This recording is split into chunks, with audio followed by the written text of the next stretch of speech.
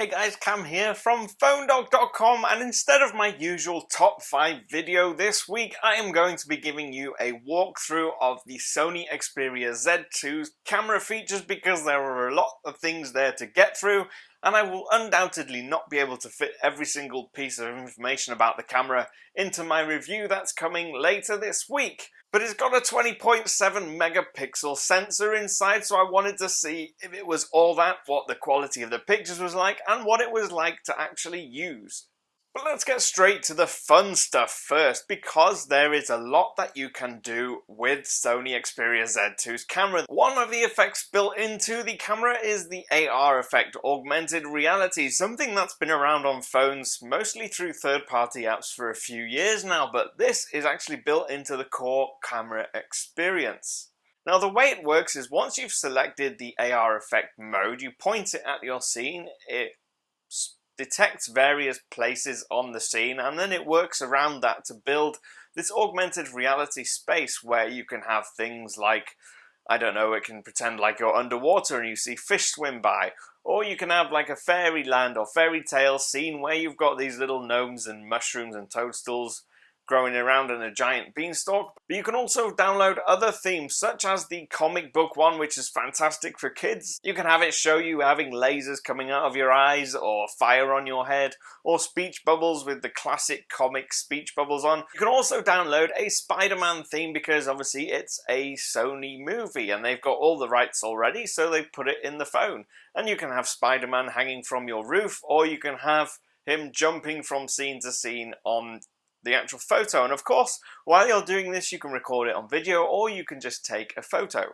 It also has time shift video, which is essentially just a way of having slow motion on your video, so it will record the video in 120 frames per second, and then while you're editing it and looking through it you can select the portion that you want to slow down, and then when it's playing that back it will play it back at 30 frames per second, so you'll get this 4 times slower bit of video where you can do all sorts of things like your children jumping on a trampoline or whatever else you fancy doing, and then save it, and then it's saved on your phone and you can export it to any other service you want, like putting it on YouTube, sharing it with your friends, or doing whatever you like with it. It works really well. Obviously with 120 frames per second you do need to be in an area where there's a lot of light, because as soon as you go into a slightly lower light setting then you'll find that actually you don't really see much of the detail.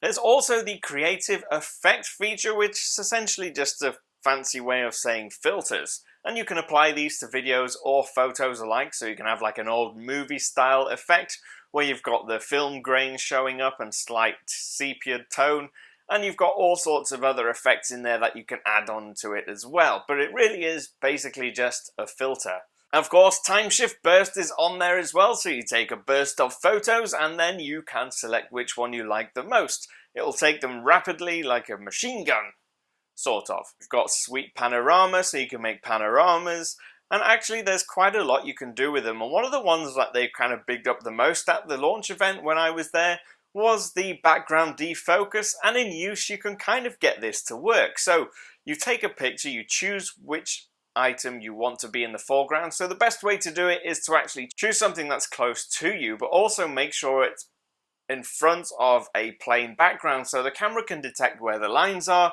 and then you can create this background blur effect, and you can choose what kind of blur you want, whether it's the regular Gaussian blur or whether you want to have some sort of motion blur so it looks like something zooming up and down behind it or sideways. And actually, if I'm honest, using this I probably got good results about 20% of the time, maybe 50% on some occasions, but it really does depend on what the background is, and the best results are when you have a really plain background, because sometimes what you'll find is that it'll sometimes misinterpret some of the edges of your foreground object and think they're in the background, and then you end up with this kind of blurred edges and they don't look very good. But one thing that kind of got me questioning, actually the camera itself, when you've got it in automatic mode just shooting a really regular picture, if you've got something close to you in the foreground and you go quite close up to it, when you select that it does a good job of creating a really nice background blur anyway, or bokeh as photographers would call it, and it does give you that impression that it gives you a lot more depth to your photo, and it's something that it does as standard, so it's kind of baffling that it's got this as a set feature that doesn't work really well. They should have just promoted how good this thing was in regular use, because for photographers, that's what they're going to be more interested in. Now here we get on to the good stuff. Obviously, like every other camera phone on the planet, it has got an automatic mode where it can detect what kind of scene you're in and adjust the settings itself, which is great if you're not fussed about changing it manually and doing it yourself. But you can also change it to a manual mode, and manual mode has been really great for me. You can choose the resolution you want, you can change the exposure, you can manually choose the scene that you want, so you're not depending on the phone getting it right. So for instance, if you want really low light scene, then you can choose the high ISO setting. It will boost the ISO and it will slow down the shutter speed, so you get a lot of light coming in through the sensor. But when you're picking these scenes, it's important to note that it won't let you manually choose a scene if you are using 20.7 megapixels. All you can do with 20.7 megapixels is just take a picture. You can't tell it a scene, it won't detect a scene.